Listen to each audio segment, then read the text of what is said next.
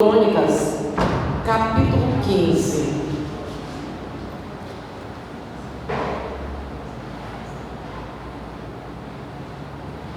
Não, capítulo 14. Capítulo 14.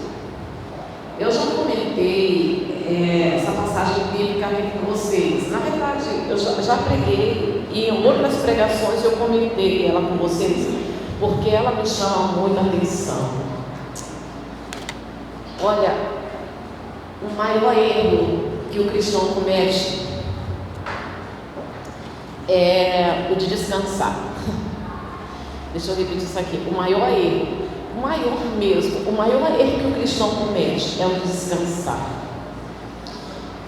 E Davi, ele descansou, e o descanso dele foi numa época de guerra, foi na primavera.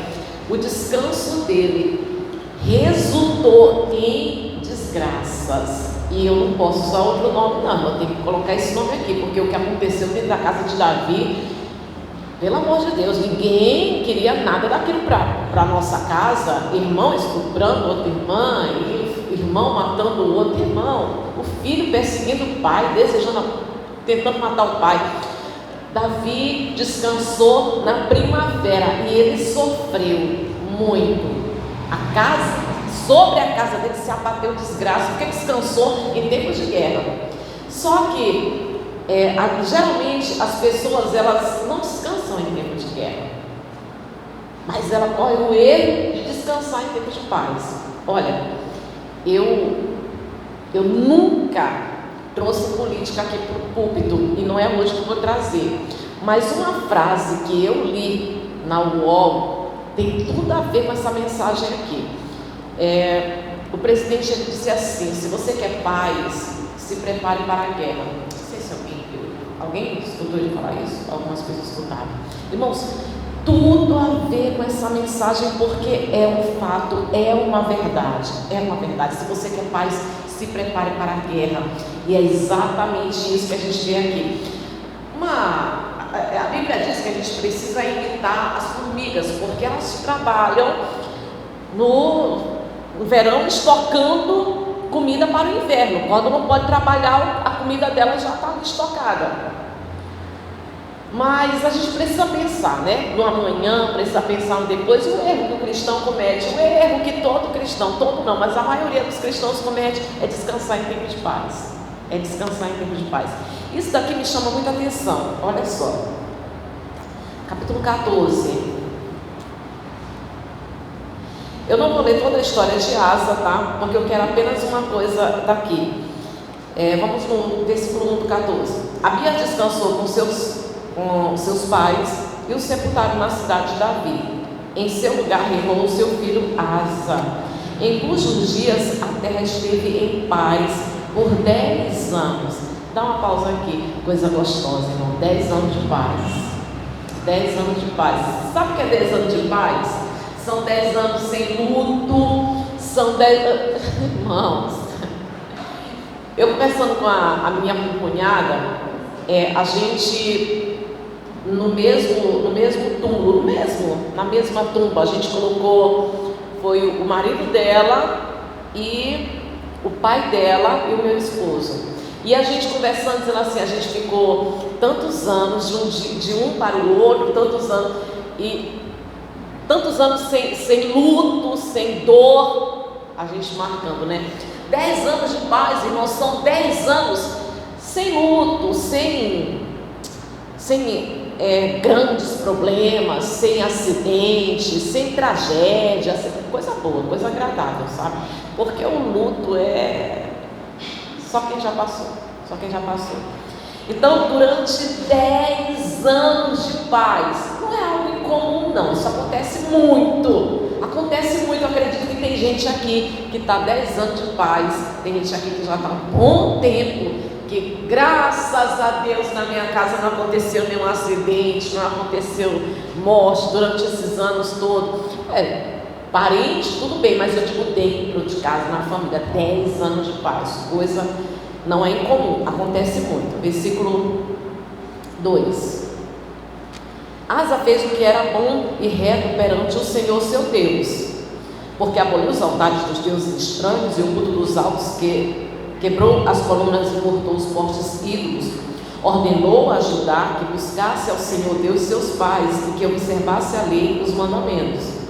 Também aboliu de todas as cidades de Judá o culto, os altos e os altares do incenso, e houve paz no seu reinado. Edificou cidades. Agora vem o que eu mais quero focar nessa noite, porque o fato dele buscar Deus aqui não basta. Olha só: edificou cidades fortificadas em Judá, pois havia paz na terra, e não houve guerra contra ele naqueles anos, porquanto o Senhor lhe dera repouso. Houve paz, mas o que ele estava fazendo em tempo de paz? Ele estava edificando cidade, ele estava se preparando para a guerra. Asa, em tempos de paz, ele estava se preparando para a guerra. E é isso que a gente precisa ter cuidado, irmãos, de não descansar em tempos de paz. Agora, não quero, é só para uma base, eu quero te mostrar a história de um homem. Isso aqui foi só para a gente dar entrada. Trabalhando em tempos de paz, edificando, levantando muro. Tempo de paz, vou aproveitar, né, a paz, ficar sossegado. Mas ele não. Começou a edificar muro, começou a se fortalecer, começou a se preparar para a guerra. É a melhor forma de você vencer a guerra, de você ter paz, é você se preparar para a guerra. Aí você vai comigo em 2 Samuel, capítulo 23. 2 Samuel,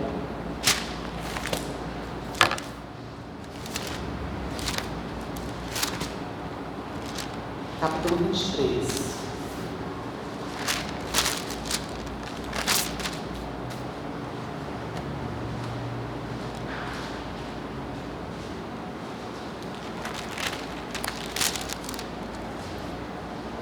Quando Davi, ele se refugiou na caverna de Adulão, vocês sabem, né? Se uniu a Davi homens endividados, amargurados, foram muitos homens para lá. E esses homens, eles se tornaram, 37 deles se tornaram valentes. 30 se destacaram. 3 deles eram considerados os mais valentes, que foi Samar, Josebe e Eleazar. Foram os 3 mais valentes. 37 eram os valentes da Davi, 30 se destacaram, mas ele tem uma história que nos ensina muito. E eu garanto para vocês que não dá para a gente aprender tudo hoje, não. Mas o que a gente vai aprender já vai edificar na nossa vida. Esses homens que entraram para ficar lá com Davi na caverna de Adulão, era um treinamento na caverna, né? Então, de caverna eles entendiam. Aí a gente pega o 23, 20, versículo 20. Também Benaia, filho de Joiada, era homem valente de Cabzel e grande em obras. Feriu ele 2 heróis de Moabe. Desceu numa cova e nela matou um leão. No tempo da neve, matou também um egípcio, homem de grande estatura. O egípcio trazia uma lança, mas Benaia atacou com um cajado. Arrancou-lhe da mão a lança e com ela o matou. Estas coisas fez Benaia, filho de Joiada, pelo que teve nome entre os primeiros 3 valentes. Dá uma pausa aqui, a gente consegue aprender muita coisa aqui. Uma coisa que já chama a atenção, antes de eu falar dos leões, apenas 3 homens na Bíblia matou o leão, lutou com o leão e matou o leão. E você sabe o que é o leão? O leão é um animal rápido, é um animal feroz, é um animal que tem força. Só 3, deixa eu ver, tem crente aqui, quem foram os 3?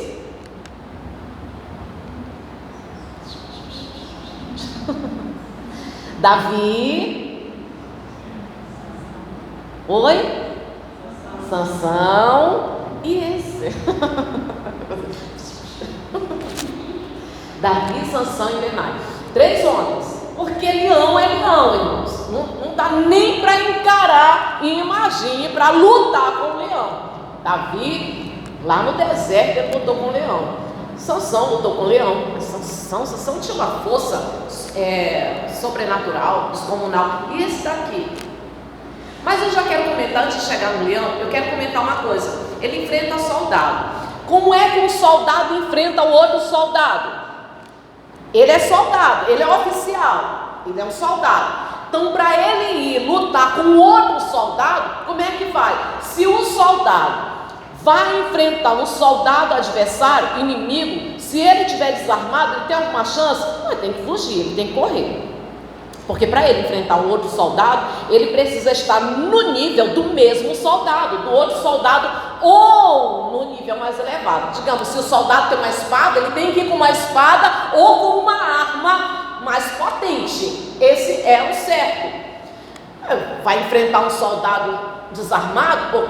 Agora esse daqui, bom, o soldado está com uma lança e ele vai com cajado. E ele é oficial, nada a ver. Cajado é coisa para pastor. Na Bíblia, o cajado ele tem significado na Bíblia, tá? Tem significado de castigo, de repreensão, tem significado que era aquele, deixa eu ver, no sentido daqui do Brasil, né? Popular, no português, significa vara. Não, pau tosco. Pau tosco. E bordão, que é aquela vara de 2 metros, tem uma volta ali no começo. Os pastores usavam. Ele servia de apoio, porque andava em lugares bem difíceis, onde tinha vales, buracos, lugares apertados. Então aquilo ali subia montanhas. Então aquele cajado ali, ele ajudava os pastores na caminhada, ajudando eles a subirem, a passar por lugares difíceis. Ajudava também a resgatar ovelhas com aquela ponta deles, e ajudava a contar as ovelhas quando elas passavam para o aprisco, inclusive ajudando a contar ovelhas. Em Levítico fala, no Levítico 27, fala que os pastores, os servos de Deus, eles molhavam o cajado na tinta e eles iam batendo na cabeça das ovelhas quando elas iam entrando ali no aprisco. Toda a número 10 era oferecida como dízimo ao Senhor. Onde é que está escrito isso? Levítico capítulo 27, o versículo só te dá referência, tá? A gente não vai ler, só te dá referência. Capítulo 27, versículo 31 e 32, tá? 31 e 32, vou ler rapidinho, já cheguei aqui. Se alguém da sua dízima quiser resgatar alguma coisa, acrescentará a sua quinta parte sobre ela. No tocante à dízima do gado e rebanho, de tudo que passar debaixo do bordão do pastor, o dízimo será santo ao Senhor. Ou seja, ao Deus. Usavam para contar as ovelhas, para guiar, para entrar, mas, biblicamente, tem como símbolo castigo, a ira de Deus. A gente pode encontrar isso em Apocalipse 2, versículo 27, 12, 15 e 19, 15, que fala que ele regerá com bordão de ferro. Significa castigo, significa a ira de Deus, tá? Bordão, cajado de ferro. Significa principal, né? Mas o principal, que é a autoridade. Principal significa autoridade. Agora, é preciso ter habilidade com bordão. Moisés, ele tinha um bordão, e aquele bordão ali, ele fez milagres, tanto para Moisés, tanto na mão de Moisés, como na mão de Arão. É preciso ter habilidade com o bordão, com a autoridade que Deus ele nos dá. Aquele jovem ali, ele era muito corajoso, porque o egípcio, eu já comentei com vocês, os egípcios, eles eram guerreiros, eram preparados para a guerra, eles eram treinados para a guerra, habilitados, muitos hábeis na guerra. E ele vai, e esse guerreiro aqui, a Bíblia faz questão de dizer que ele nasceu no Egito. Para a gente que é crente, a gente sabe que o Egito tem significado de mundo. Tem algumas coisas que nascem no mundo, que são geradas no mundo, que você tem que combater. E para combater você precisa ter a habilidade com o cajado, que é a autoridade que Deus te dá. As coisas que é gerado, o mundo gera, sabe? As ideologias, os ensinamentos, as minisséries, os reality show, algumas coisas que querem contaminar a nossa vida, mas para você combater aquilo que o mundo gera. O Egito é o mundo, significado bíblico para a gente, para nós crentes. Para a gente combater, você tem que ter habilidade com o cajado. E ele foi com o cajado, sabe, Davi, ele também foi contra um gigante e ele foi com uma funda. Que loucura, irmãos, nada a ver uma funda com um gigante que estava muito bem armado. E foi oferecido para Davi armas, foi oferecido toda a armadura para Davi, para ele combater o gigante, mas ele não quis, ele se sentiu mal, porque o próprio Deus não queria que ele combatesse o gigante com as preparações de Saul, com a roupa de Saul, com a armadura de Saul. O próprio Deus não queria que tivesse glória para ninguém, muito menos para a armadura de Saul. Era para Davi exatamente apenas com uma funda para mostrar ali a glória do Senhor, sem preparo nenhum para lutar contra o gigante. Ele era apenas um pastor de ovelhas, mas já teve os treinamentos dele lá no deserto.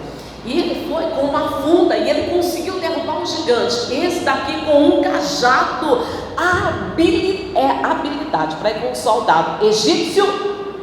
Precisou de habilidade para derrubar a espada do soldado. Ele pega a espada e mata. E aqui a Bíblia registra para a gente esse feito aqui, dando honra para Benaia. Agora, olha isso daqui, irmãos, que é ainda voltando no 20. Também Benaia, filho de Joiada, era homem valente, cabzel e grande em obras. Feriu ele 2 heróis de Moabe. Desceu numa cova e nela matou um leão no tempo da neve. Dá uma pausa. É muito interessante. Conta os feitos dele. Venceu, 2 de Moabe, 2 leões. Mas esse leão aqui da neve, deixa eu explicar para vocês. As guerras eram feitas em tempo de primavera. No tempo de inverno, os soldados, eles descansavam, eles ficavam em casa, até porque o frio, a geada, ela causava dificuldade na mobilidade dos soldados. Eles não iam para a guerra em tempo de inverno. Aqui não era tempo de guerra, irmãos, não era tempo de guerra, estava todo mundo nas suas casas, descansando. E esse homem aqui, ele vai em tempo de descanso, em tempo de inverno, ele entra numa caverna, no interior de uma caverna, e ali ele mata um leão. Para que aquilo? Para não deixar o leão se criar. Quando chegasse um tempo de guerra, quando passasse o inverno, aquele leão ia oferecer perigo para as pessoas. Ia oferecer perigo, talvez para a família de Benaia, talvez para os outros soldados, ia oferecer perigo, mas ele, decidido, sai de casa em tempos de paz, em tempos que não tem guerra, e ele entra no interior para lutar com um leão, no escuro e na solidão.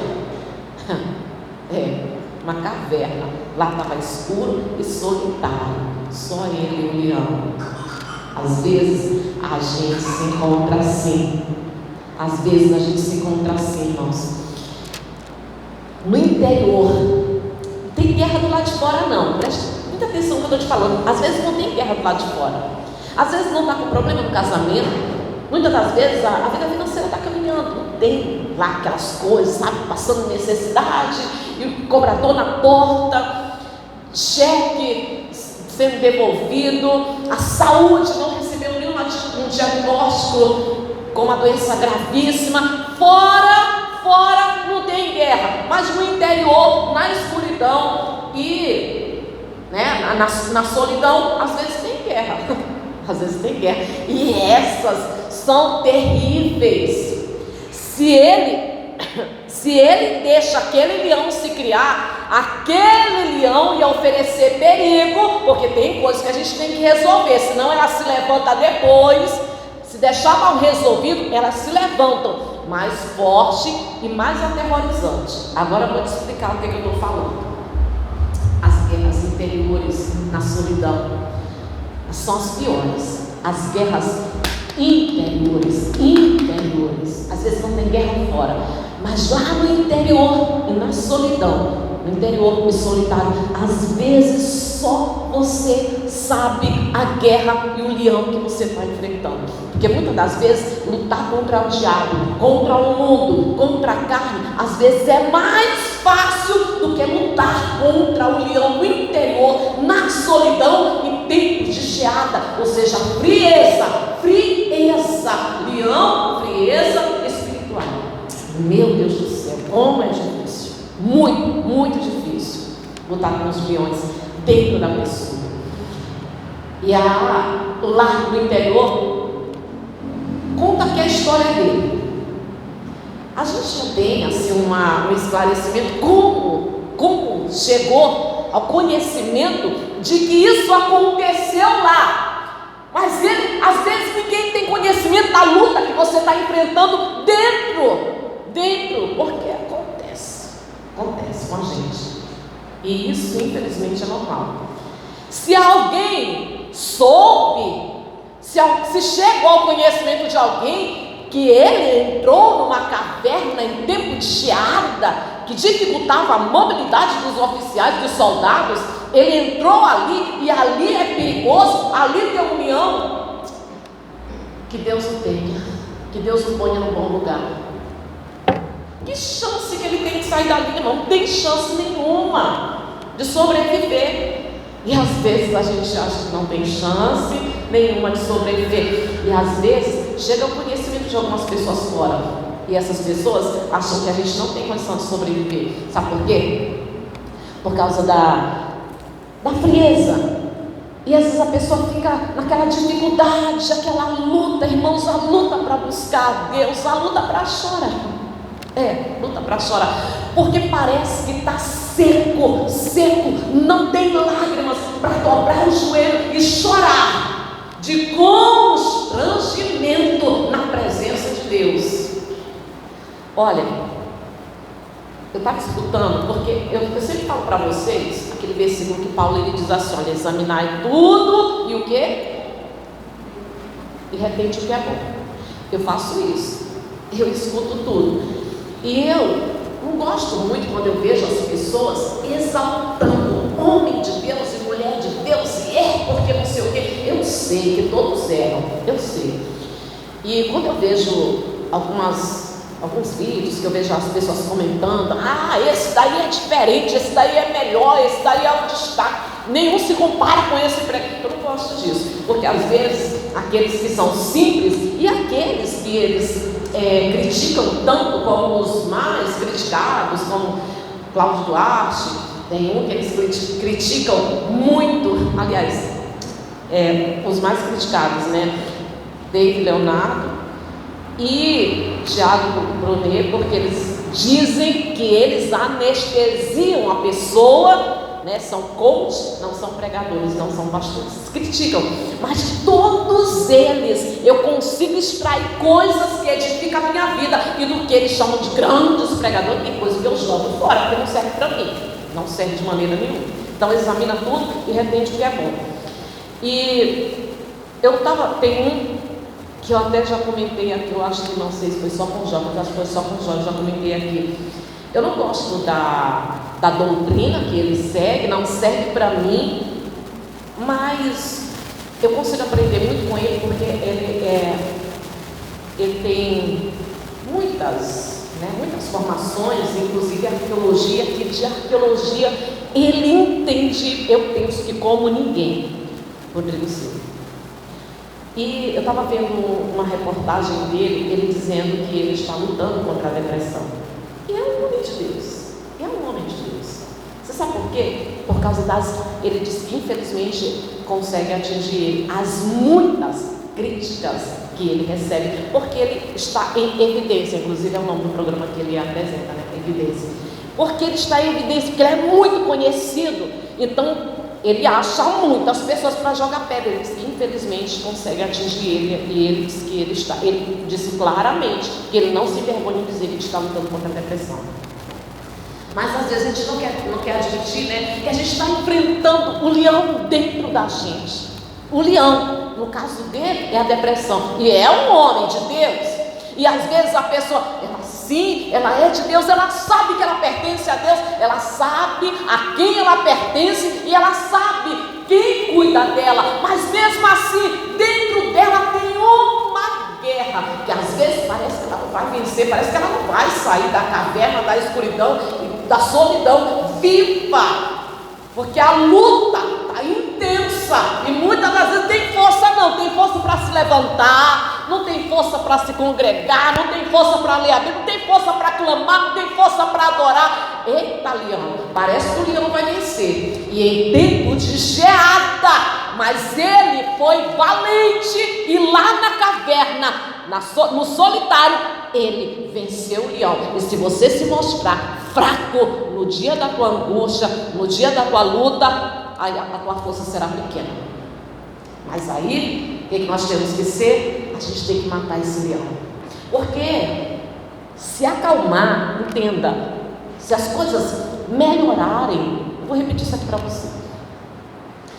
Se acalmar, se as coisas melhorarem, e pronto, você sossegou, futuramente ele pode se levantar com mais força e mais aterrorizante a luta que você está enfrentando dentro de você. Então não é acalmar, não, é resolver. E se você resolve essa questão dentro de você, aí você com certeza é honrado por Deus. Dos oficiais de Davi, de 37, o único oficial a ser chamado para a cerimônia de unção, de consagração de Salomão, foi só esse livro, Benaia.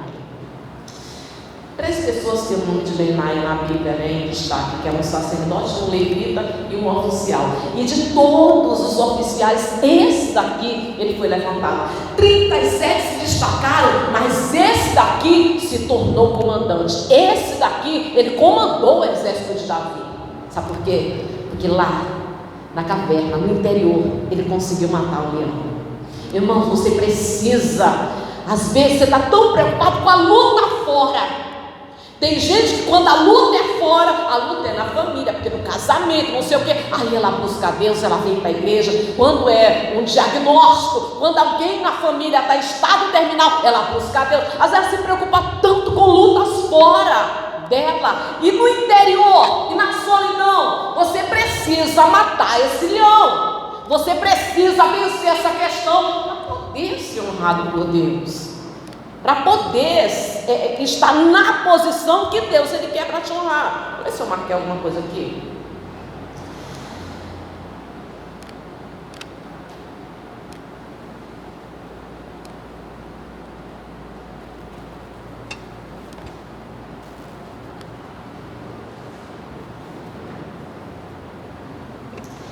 Tá, deixa eu fechar aqui, deixa eu terminar. A referência lá, né? Se te mostrares fraco no dia da tua luta, no dia da tua angústia, 24, versículo 10. E independente da luta, seja fora, eu volto a dizer, tem pessoas que às vezes, digamos, é o pai está doente, aí a pessoa luta, a pessoa dobra a joelho, a gente faz isso. Não digo uma pessoa, não, a gente faz isso.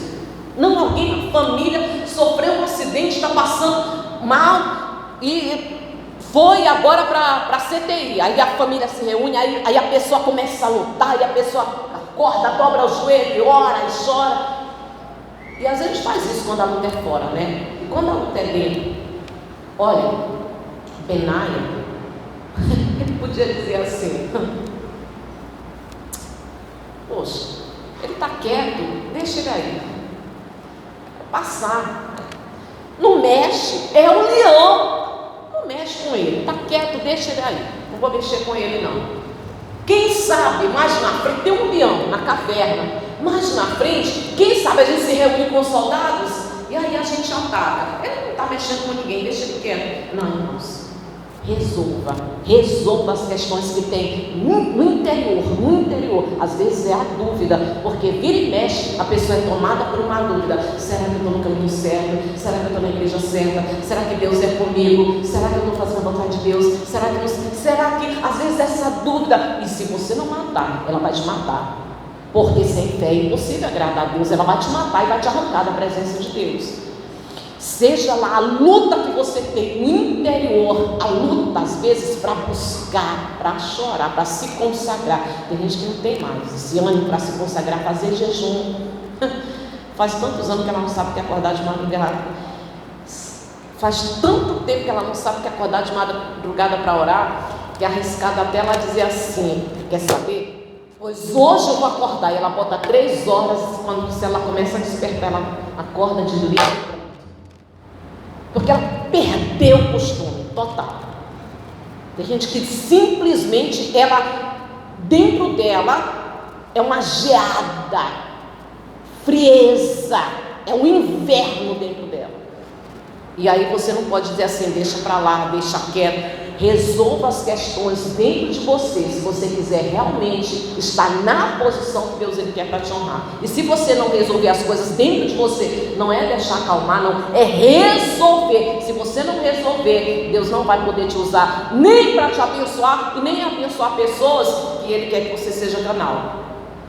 Então, assim como Benaia, ele foi honrado por Deus. Vamos resolver as nossas questões espirituais, não é só fora não, as questões dentro, a dúvida, a incerteza, o medo, a frieza, a falta de lágrimas, a falta de arrependimento, a falta de buscar, de desejo, de ânsia, a falta de paixão, trazendo à memória aquilo que Jesus falou. Irmãos, a gente não pode estar dentro da estatística falada, da profecia que nós estamos vivendo, o tempo que ele disse, que perto da vinda dele, a maioria estaria frio. Ele falou que grande parte, ele falou sobre a frieza. E a gente não pode estar dentro da estatística, não pode de maneira nenhuma, porque o amor por se multiplicar a iniquidade, o amor de quase todos se esfriará. Eu não quero isso para mim, também não quero para você. Resolva essa questão dentro de você, que às vezes ela é pior. Esse leão dentro, muitas das vezes, ele é muito mais feroz do que outros fora. Porque fora você tem coragem, tem força para poder